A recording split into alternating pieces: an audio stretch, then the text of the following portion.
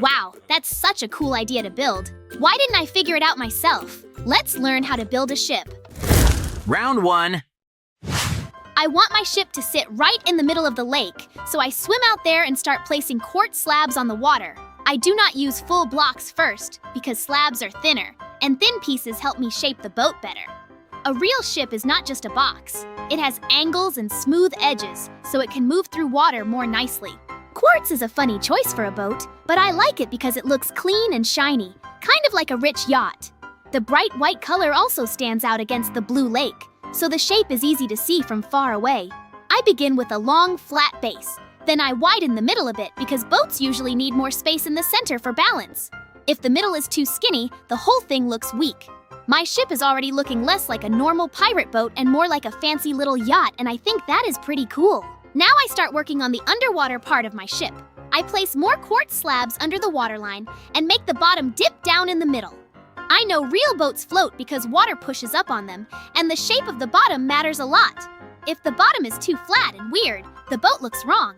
If it has a nice lower belly, it feels more believable. I keep the front a bit sharper than the middle because the front should cut through water instead of just smashing into it. The back I leave a little wider so the yacht looks stable.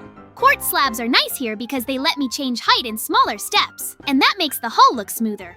Smooth curves are important in ship design because water flows around curves better than around hard square corners. I am not making perfect physics here, but I still want my hull to look like it could really sit in the lake. After the body looks good enough, I climb on top and build a mast in the middle using oak fences.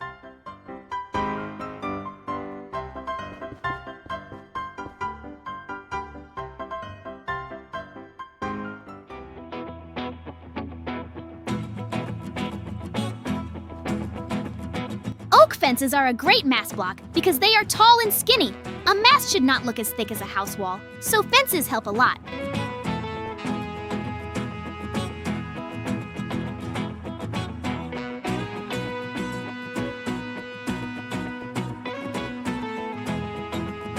Wood also makes sense for ships because old ships used a lot of wooden poles and beams. I place the fence pieces one on top of another until the mast is high above the deck.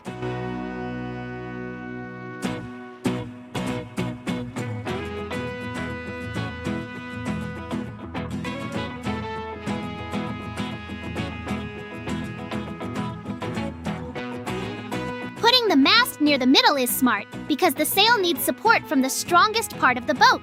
If I put it too far in the front or too far in the back, the whole build would look unbalanced.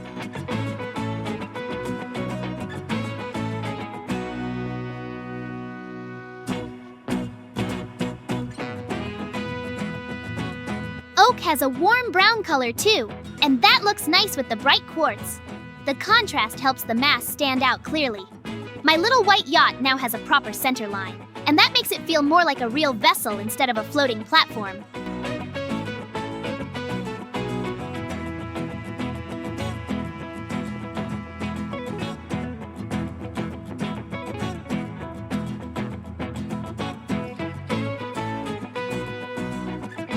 Next, I start the sail on one side of the mast with lime wool.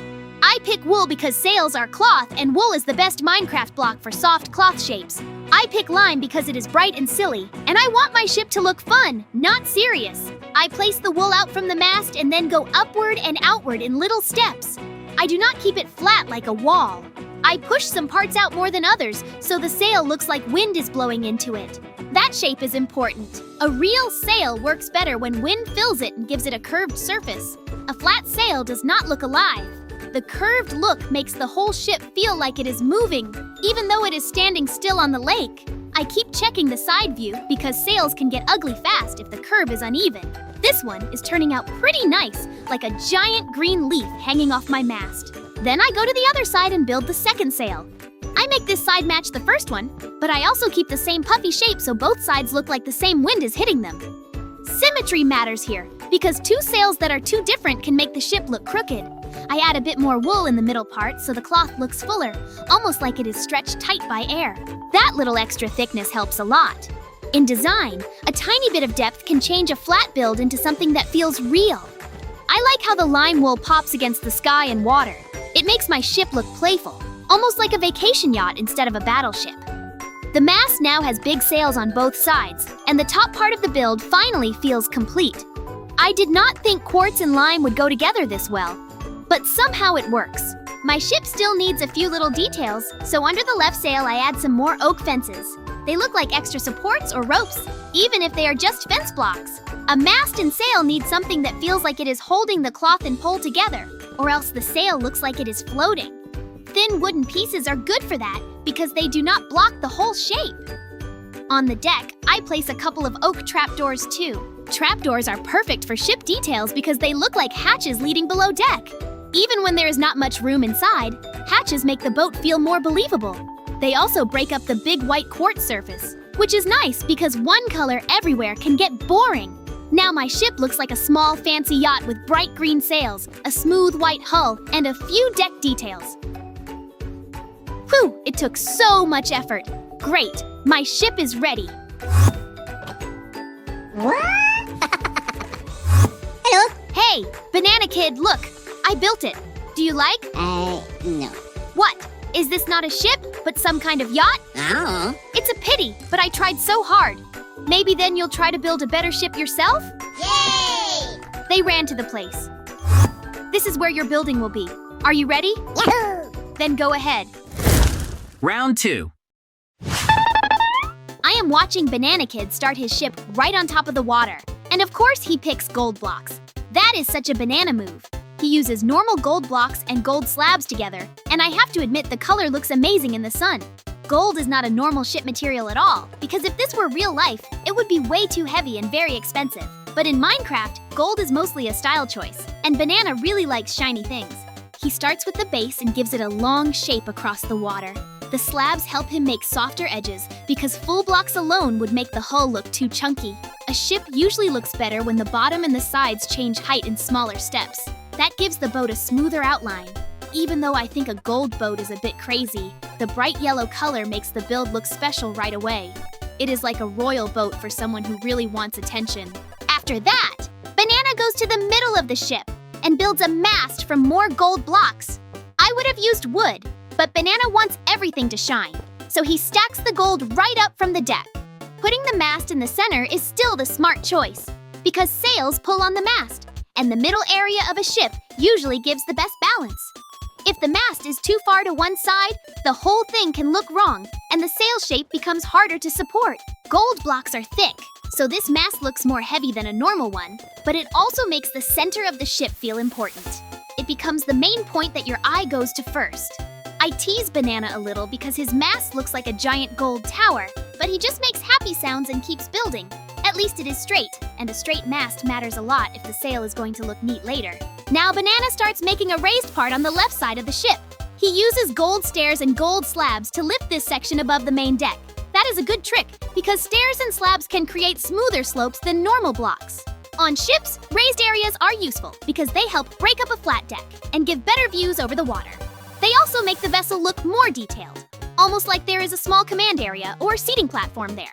He shapes it so it climbs upward instead of becoming a sudden blocky wall. That is important in design because big sudden jumps look rough, while steps and slabs look intentional. I think Banana likes this part because it lets the gold catch light from different angles. Every little stair face shines differently. It is still a very flashy build, but I cannot say it is boring. The left side already feels more alive now. Then he goes to the right side and does the same thing again with more gold stairs and slabs. I am glad he mirrors the left side because symmetry makes a ship feel balanced. If one side is high and the other side is low for no reason, the build can look lopsided. In real design, balance matters for weight and movement. In Minecraft, balance matters for how the eye reads the shape. When both raised parts match, the ship looks more stable and much cleaner from the front. Banana is actually doing a good job with that. I walk around and look at it from both sides, and the gold layers line up nicely. Those higher side sections also frame the center mast, which helps the whole build feel organized. I still think he is making the richest boat in the world, but at least he knows how to shape it. The body of the ship now has a proper center and 2 elevated wings around it. The next part is my favorite, because Banana finally starts the sail. On the mast, he builds a big curved sail from white wool.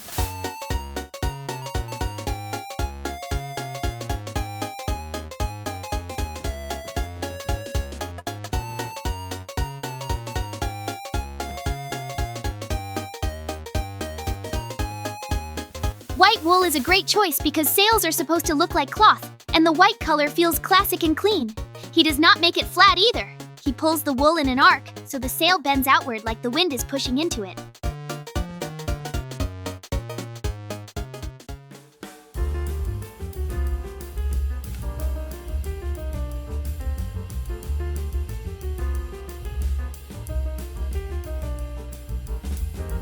That curved shape is important for both style and physics. In real life, wind fills a sail and gives it power because the cloth catches moving air.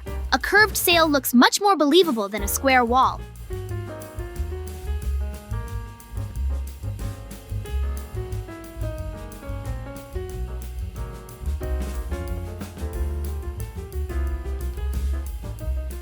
Then he uses birch fences to connect the top of the sail down to the ship. Those thin, pale fences work well like support lines or rigging. Birch is lighter than oak, so it stands out against all that gold instead of blending in too much. The white sail really saves the build from becoming just one giant yellow blob.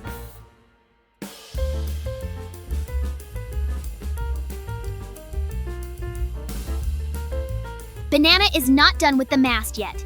He keeps building upward above the sail with more gold blocks, and then he makes a cross shape near the top. After that, he adds golden fence pieces and more gold blocks around it. This top section looks like a yardarm and a decorative masthead at the same time. On real ships, crossbeams help hold sails and lines in place, and on a Minecraft ship, they also make the mast silhouette much more interesting. A straight pole alone can look plain, but a cross shape makes it feel like a real sailing vessel. The fences are helpful too, because they create thin details without covering the whole sky. I joke that Banana made a floating treasure trophy, but honestly, it works. The gold hull, the raised sides, and the big white curved sail all come together pretty well. It is not the most normal ship ever, but it is bright, balanced, and very easy to remember. Ta-da! Yay! Where did everyone run off to? Hey guys, what's that noise you're making? Banana Kid and I are building a ship, JJ. Who did it better? Oh, both of your buildings look great, but I think it's up to the audience to decide who did the best. Yes, JJ, you're right. Maybe then you have comments on the construction of Banana Kid? Yes, there are a couple of comments. Such a small ship will not be able to survive a single storm, but it's the best thing for the lake. I totally agree with you, JJ. Maybe you will build a ship? Okay, then let's run to the place as soon as possible. JJ, good luck to you. We'll wait in the house. What? Thanks, guys. Then I'm starting. Round 3. I begin my ship from the waterline because the front lower shape of a vessel is one of the most important parts. First, I place diamond blocks in a rising stair pattern coming out of the water. This becomes the lower section of the bow. I want the front to climb upward instead of stopping in a square wall because a pointed and lifted bow looks faster and more realistic. In simple physics, a sharp front divides water better than a flat front, so it makes sense visually, even in Minecraft. Diamond blocks are perfect for this first step because they are bright, easy to see, and very strong as a structural guide. By starting with a stepped lower line, I create a clean angle that tells me where the rest of the hull should sit. This also helps me control proportions. If the bow is too short, the ship looks stubby.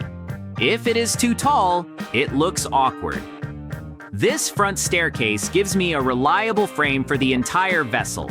Above that lower bowline, I start the main body using reinforced blocks of diamond. I choose reinforced material for the high-stress front section because the bow is the part that visually takes the first impact from waves, floating debris, and rough movement. Even in a fantasy build, stronger material at the front makes architectural sense. Reinforced diamond also has a premium look, which helps the ship feel advanced and expensive. I carefully shape the bow so it narrows toward the front and widens as it returns toward the center. That widening pattern matters because a ship needs more interior space and more visual mass in the middle than at the tip. I keep the reinforced blocks on the main shell and avoid random bumps because smooth lines make the hull look intentional. The front section already feels powerful. It does not look like a raft or a box.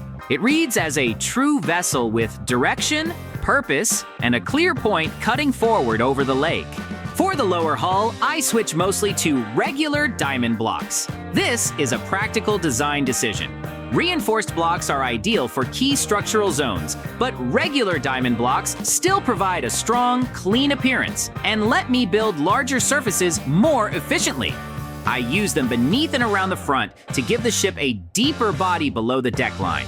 A ship needs volume under the visible surface or it will look hollow and toy-like. I also start shaping the front part of the deck using a mix of regular, diamond blocks, slabs, and stairs. This mix is very important. Full blocks create strength, slabs reduce harsh height jumps, and stairs soften the transition between surfaces. In building, combining multiple block shapes is one of the best ways to fake curves and smooth slopes. The deck begins to rise gently from the front, and that subtle lift helps the ship feel elegant. Hard, square steps alone would make the front look too heavy and too stiff. At the very front, I install light blue glass. This acts like a windshield or forward viewing window.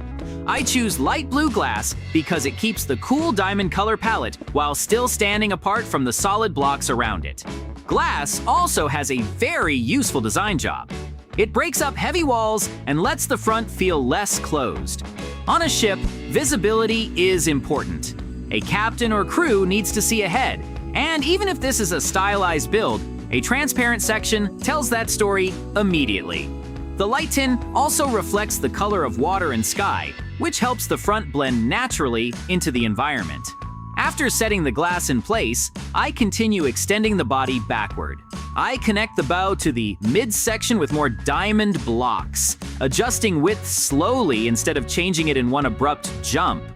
Gradual transitions matter a lot in ship design because sudden changes make the hull look unnatural and clumsy. Now, I focus on the long, middle, and rear body. I extend the side walls and deck line using different diamond block shapes so the hull feels continuous from front to back. The middle of a ship usually needs to be the broadest section because that gives room for lower decks and also suggests stability. A vessel that stays too narrow across its whole length often looks unrealistic. I let the sides stay wider here. Then I begin shaping the stern. At the back, I use more stairs and slabs, so the ship closes in a softer curve instead of ending in a flat, square chunk. A curved stern looks more finished and also gives a better place for an upper control area later.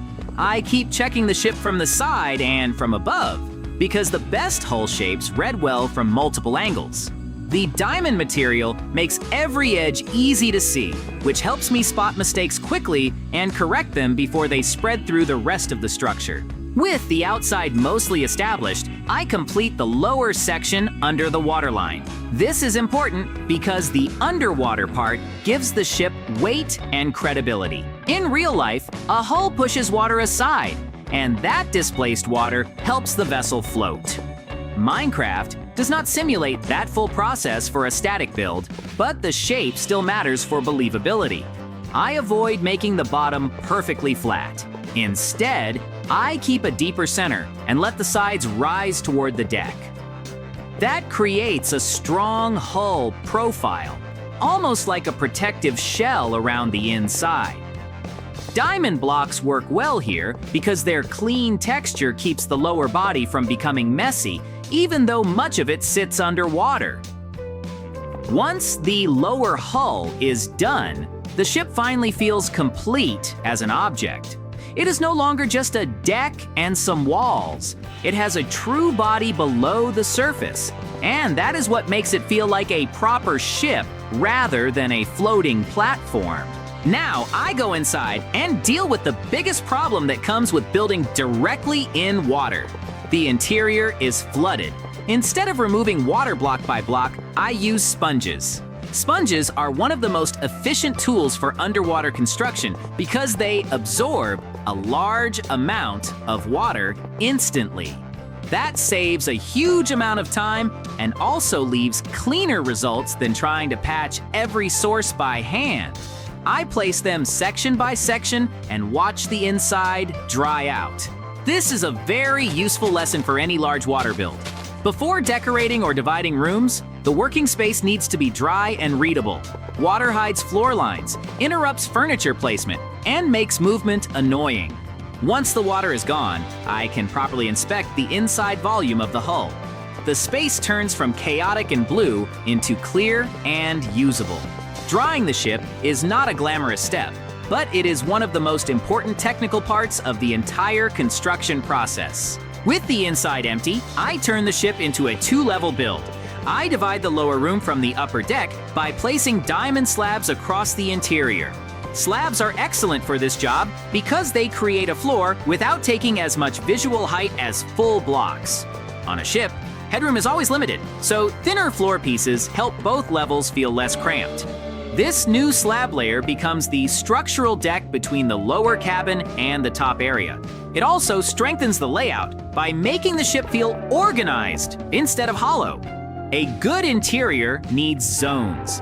One giant open room is usually less useful than separated spaces with clear purposes. I keep the floor line level so furniture will fit neatly later, and I leave enough openings for movement between sections. The ship now has a real lower deck and a proper upper deck, which immediately makes it more believable as a place where people could travel and live. To connect both levels, I build 2 staircases using diamond stairs. I place them in separate positions so movement through the ship stays smooth. 2 staircases are better than 1 in a build like this because they improve circulation. If all movement depends on a single narrow path, the interior can feel awkward and crowded.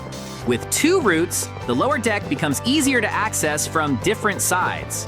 Diamond stairs are the right choice because they already match the rest of the material palette and create a natural slope between floors.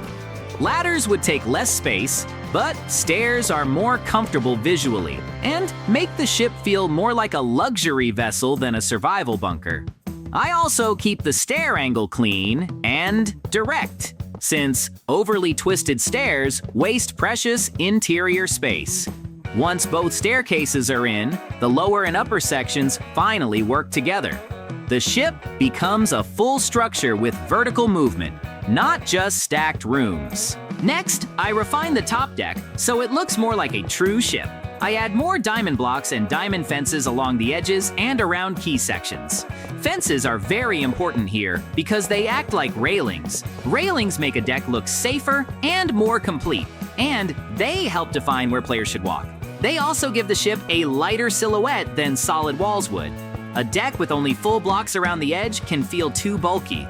Diamond fences keep the elegant look while still marking boundaries clearly. I also use these upper details to suggest ship features like small posts, supports, and deck framing. After that, I go around the outer walls and fill any remaining gaps. Closing small holes matters a lot in large builds. Tiny empty spots can make the entire hull look unfinished, especially with a clean material like diamond. Once these gaps are sealed, the outside feels polished, solid, and intentionally designed from front to back. Now it is time for the lower deck furniture. I begin with beds, because any long ship should have sleeping space. To use the room more efficiently, I add ladders leading up to the beds in a compact stacked style, almost like bunks. That is a smart ship solution, because floor space is always valuable. Then I build chairs from diamond stairs. Stairs work well as seats because their shape already suggests a backrest and a sitting surface. For tables, I use diamond fences as the thin central support and iron slabs as the tabletop. This combination is simple but effective. Thin supports keep the room from feeling crowded, and the iron slab gives a smooth, practical surface. Interior design on ships should always balance comfort with space. Large furniture blocks can make a cabin impossible to move through. These compact shapes keep the room functional while still making it feel lived in. The lower deck is starting to look like a real cabin instead of an empty storage shell. After the basic seating and sleeping area is in place, I add knowledge and comfort. I place bookshelves and an enchanting table on the lower deck, creating a small study corner. Bookshelves are useful visually because they bring texture and warm pattern into a room made mostly of cool diamond blocks. The enchanting table becomes a strong focal point and gives the ship a sense of personality, almost like this is not only a vessel, but also a traveling base. On the floor, I place blue carpets. Blue is an excellent choice here because it connects the interior to the color of the surrounding water without overwhelming the diamond theme. Carpets also soften the room. Hard block floors can feel cold, while fabric surfaces make a cabin seem more comfortable and finished. This lower deck now has sleep space, seating, tables, books, and a clear color plan. It feels practical enough for use and stylish enough to match the premium materials of the ship. I finish on the upper deck by placing the control and utility items. First, I add a steering wheel so the front and upper area clearly reads as the command point of the ship. A steering element is essential because it tells the viewer where navigation happens. Then, I install a dispenser and a couple of mechanisms nearby. These parts make the deck feel active and functional, as if the ship can launch tools, manage supplies, or operate special systems. Great! My ship is ready. It's time for me to show it to the guys. What? Wow, JJ, you've got a real ship. You can swim anywhere on it. I want to swim somewhere sometime. Thank you, guys. I am very glad that you liked my building. Friends, be sure to write in the comments whose building you liked the most. Well, I think it's time for us to finish. Yes, JJ, you're right. Subscribe and like. Bye-bye.